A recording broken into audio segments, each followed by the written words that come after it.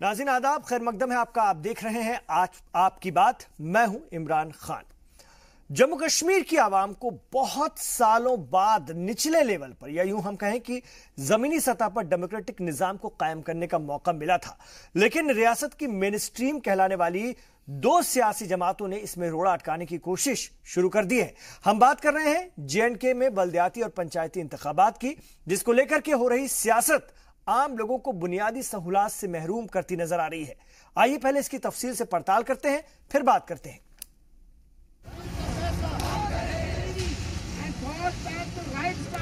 पहले national conference के सदर Farooq Abdullah, Without taking into consideration the prevailing situation created by the powers that be by unnecessarily fiddling with Article 35A, the core group unanimously decided that the J&K National Conference will not participate in these elections. फिर PDP की सदर और जम्मू कश्मीर की साबिक वजीर आला Mehbooba Mufti. Panchayat election की बात चली, लोकल बॉडीज इलेक्शन की बात चली, तो मैंने तमाम जमातों को बुला के उनसे मशवरा लिया कि क्या हमें अभी करने चाहिए, नहीं करने चाहिए।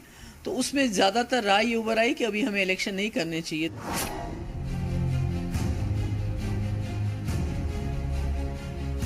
एक के बाद एक आए इन बयानात से वादी की सियासत में नया मोड़ आ गया है।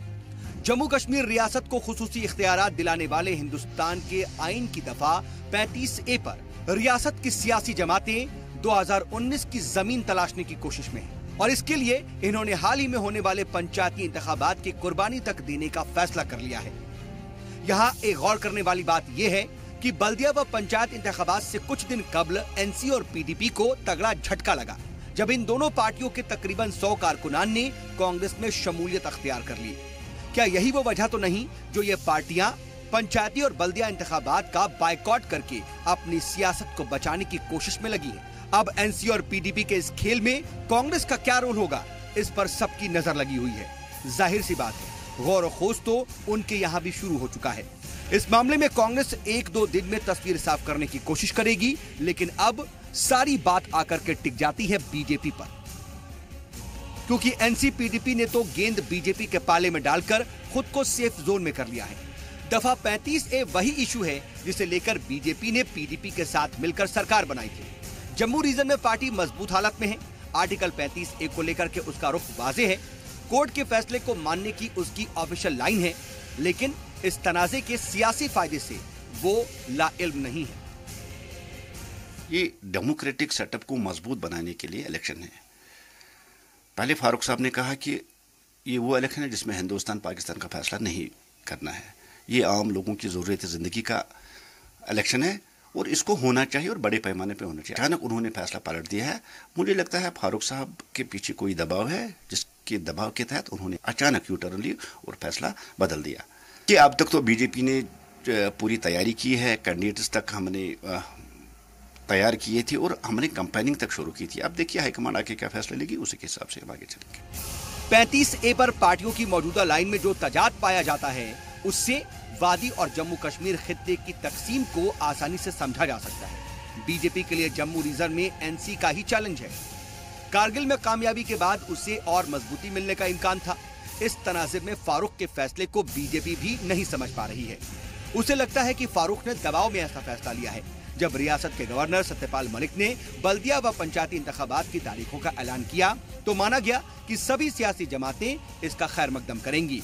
लेकिन रियासत की इन दो अहम पार्टियों के बायकॉट वाले फैसले ने रियासत की सियासत को घुमा दिया है। अब फैसला बीजेपी को लेना है कि वो इस मामले पर क्या फैसला लेगी। ब्यूरो रिपोर्ट, जी सलाम। तो बगैर पंचों की पंचायत होने जा रही है क्या? ये बड़ा सवाल है। कैसे इसको आगे बढ़ाया जाएगा, इस प्रोसेस को, ये भी देखने वाली बात होगी। सियासी लोगों की बातें तो हमने आपको बता दी, लेकिन हम यहां पर अवाम के मसलों की बात करेंगे, क्योंकि जम्मू कश्मीर की अवाम की जिंदगी में बहुत दिनों बाद ये मौका आने जा रहा था। अगर हम बात करते हैं शहरों की, तो मेन होल में अगर कोई प्रॉब्लम है तो किसके पास जाएं वहां के लोग, या फिर अगर गांव में कोई दिक्कत है, लाइट की कोई प्रॉब्लम है, तो किसके पास जाएं, किस तरह से आगे बढ़ें, ये एक बहुत बड़ी बात है। जम्मू कश्मीर के लोगों को इसका भी हल चाहिए। ये छोटी छोटी दिक्कत है, इसलिए कोशिश की जा रही थी कि जमीनी लेवल पर डेमोक्रेटिक प्रोसेस को कायम किया जाए ताकि रोजमर्रा की जो जरूरी चीजें हैं वो हल हो, आसान हो जाए हल होना, यह एक मकसद था। लेकिन इस तरह की जो सियासत चल रही है उससे सीधा नुकसान जम्मू कश्मीर के लोगों का हो रहा है, क्योंकि यही सियासी जमातें पहले पंचायती इंतखाबात को लेकर खासतौर से पुरअज़्म थी, बार बार उसकी बात किया करती थी। इसी पर हम बात करते हैं, आप भी हमें फोन कर सकते हैं।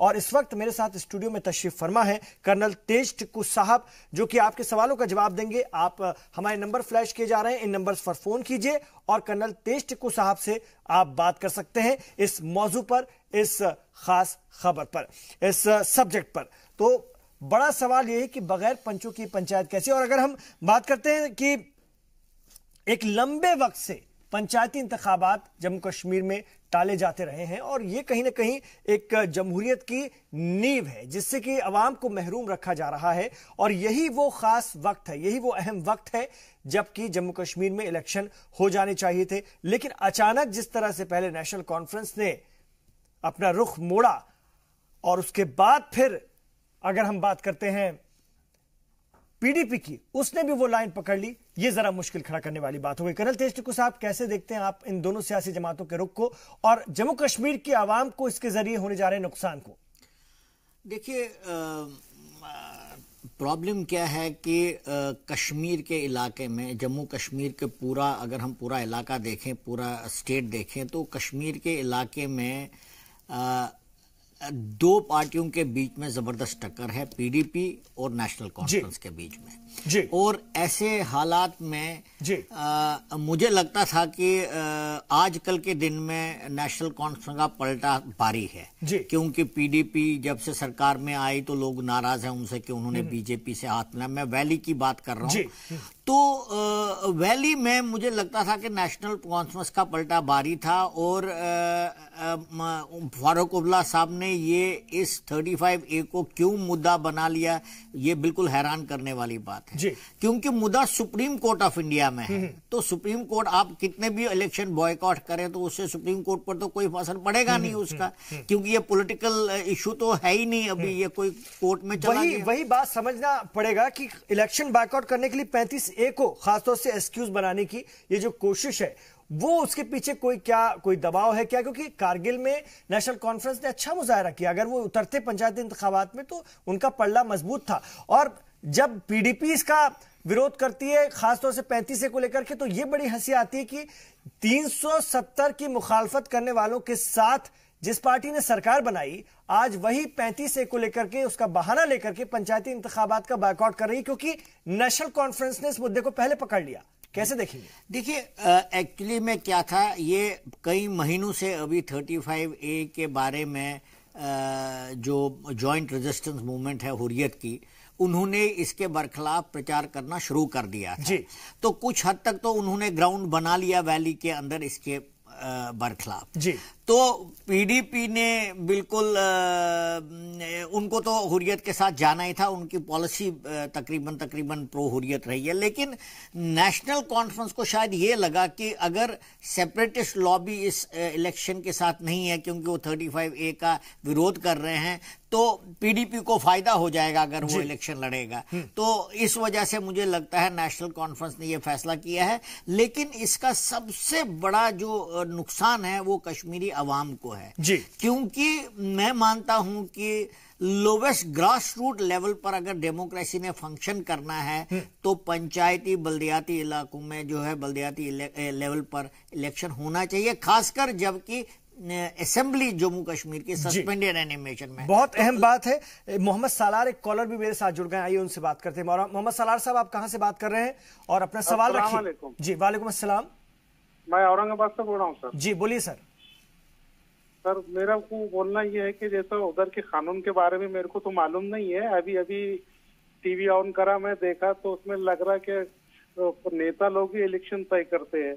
तो क्या हिंदुस्तान के कानून और वहाँ के कानून में कोई फर्क होता है क्या? ऐसा मालूम करना था। जरूर इस पर हम बात करते हैं। कर्नल तेज टिक्कू साहब हमारे साथ हैं, जो कि Kashmir it's aborigine and their exodus जैसी अहम और बहुत ही मकबूल बुक आपने लिखी है, किताब आपने लिखी है। कर्नल साहब, इनके सवाल का क्या जवाब देंगे आप? देखिए, जहां तक इलेक्शन का ताल्लुक है, इलेक्शन लॉज बिल्कुल वैसे ही हैं जो बाकी हिंदुस्तान में है, वैसे इलेक्शन लॉज जम्मू कश्मीर में भी है। इलेक्शन कमीशन ऑफ इंडिया का वो इलेक्शन कराने का उनको आर्टिकल 370 इजाजत देता है जी। लेकिन अगर पार्टीज बॉयकॉट करेंगी इलेक्शन तो गवर्नमेंट ने अब ये सोचना पड़ेगा, इलेक्शन कमीशन ऑफ इंडिया ने सोचना पड़ेगा कि कश्मीर के अंदर, जम्मू कश्मीर के अंदर बल्कि 3 बड़ी पार्टी में से 2 पार्टियों ने तो इस इलेक्शन का बॉयकॉट किया है। हालांकि मैं आपको एक और चीज भी बताऊं कि ये लेवल के पंचायती इलेक्शन जो हैं ये पार्टी बेसिस पर नहीं चुने जाते। हालांकि पार्टी ही लड़ती है लेकिन उनके सिंबल के नीचे नहीं लड़ते। तो अगर ये पार्टीज ने बॉयकॉट किया तो गवर्नमेंट ने सोचना पड़ेगा क्या इसको पोस्टपोन किया जाए, क्योंकि इसमें एक बहुत बहुत बहुत जरूरी बात यह है कि मामला 35A का सुप्रीम कोर्ट ऑफ इंडिया में है। मानो सुप्रीम कोर्ट ऑफ इंडिया अगले 3 साल तक इसका फैसला नहीं देता तो क्या पार्टीज 3 साल तक इलेक्शन बॉयकॉट करेंगी? क्या लोगों के पास डेमोक्रेटिक हक नहीं होना चाहिए इन 3 साल में? क्योंकि आप सुप्रीम कोर्ट को यह नहीं बोल सकते कि भाई आप कल फैसला दो या हमारे हक में दो, वो अपना जो कानून है उसके मुताबिक काम करेंगे। मोहम्मद इकबाल, एक और कॉलर टिकू साहब हमारे साथ जुड़ गए हैं, कर्नल साहब, उनसे हम बात करेंगे। मोहम्मद इकबाल, आप कहां से बात कर रहे हैं? अपनी बात रखिए। अस्सलाम वालेकुम सर। वालेकुम अस्सलाम। जी सर, मैं कुलगाम से बोल रहा हूँ, कुलगाम कश्मीर से बोल रहा हूँ। बोलिए सर। जी सर, मुझे ये बोलना है कि ये जो पीडीपी और नेशनल जो बड़ी पार्टी है इन्होंने इस लिए ये इलेक्शन में फैसला न लेने का जो इरादा किया है, इनको पता है कि यहाँ वोट कोई नहीं डालने वाला है, बिल्कुल यहाँ कोई नहीं वोट डालेगा। यहाँ पीडीपी को 2 बार यहाँ वोट पड़े हैं, इसलिए 2008 और 2014 में क्योंकि उन्होंने बार बार लोगों को कैंपेन में ये बताया कि हम मसले कश्मीर हल करेंगे। ये धोखा 2 बार उन्होंने दिया। वैसे यहाँ कभी लोगों ने वोट नहीं डाला है। मैं आपको प्रॉमिस करता हूँ यहाँ कभी कोई वोट नहीं डालेगा जब तक कि यहाँ मसले कश्मीर हल नहीं हो जाएगा। ये जो आप यहाँ साहब बैठे हैं, ये मुझे पता है ये क्या बोल रहे हैं, लेकिन इनको जमीनी हकीकत पता नहीं है। यहाँ इतना ज्यादा जुल्म हो रहा है, इतना ज्यादा जुल्म हो रहा है। अगर यहाँ कहीं जगह पर एनकाउंटर होता है उसके आसपास जितने भी गाँव है ठीक है। कर्नल साहब, आपने इनको सुना। हालांकि खासतौर से जो अलाहिदगी पसंदों का जो प्रोपेगेंडा है उसमें भी बहुत बड़े पैमाने पर कश्मीरी और खासतौर से जो पाकिस्तानी प्रोपेगेंडा है उससे भी मुतासिर बहुत सारे लोग हो जाते हैं, बरगला दिए जाते हैं। लेकिन इन दोनों सियासी जमातों को वोट नहीं मिलेंगे क्योंकि कई इनके वादे हैं जो पूरे नहीं हुए। क्या यह भी खौफ है इन दोनों सियासी जमातों को जिसके चलते ये रोड़ा अटका रही है?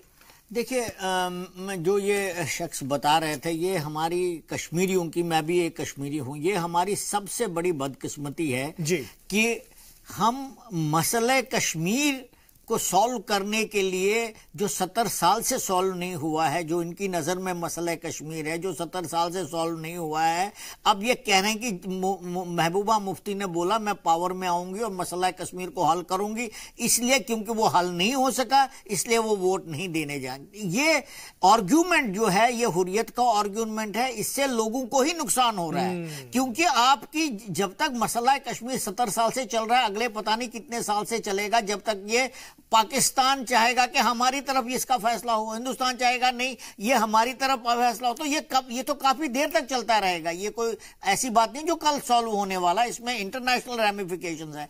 तो क्या मैं इंसाफ से पूछना चाहता हूं, तो आप वोट नहीं देंगे तो नुकसान किसका हो रहा है? ये कश्मीर की सबसे बड़ी बदकिस्मती है कि कश्मीर के अवाम को जो है इमोशनली ब्लैकमेल किया जा रहा है और वो अपना देखते नहीं कि अपना वेलफेयर। वही मैं आपसे कह रहा था कि या तो सियासी जमातों के प्रोपेगेंडा में फंस जाते हैं इस तरह के अलादगी पसंदों के, या फिर पाकिस्तानी प्रोपेगेंडा में फंस गए हैं जिसके चलते वो इस तरह की सोच रखने लगे। लेकिन सीधा नुकसान डेमोक्रेटिक प्रोसेस न आने का सीधे तौर पर आवाम को हो रहा है, जो हम रोज देखते हैं वहां के आवाम के साथ।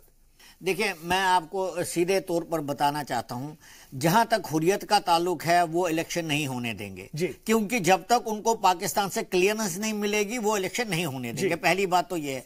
दूसरी बात ये है कि पीडीपी और फारूक अब्दुल्ला कॉम्पिटिटिव बिजनेस में है कि अगर पीडीपी ने बोला हम नहीं इलेक्शन लड़ेगा, फारूक भी यही बोलेगा, लेकिन असेंबली सस्पेंडेड एनिमेशन में है, लोगों के पास कोई जरिया नहीं है अपनी प्रॉब्लम को सरकार तक पहुंचाने का।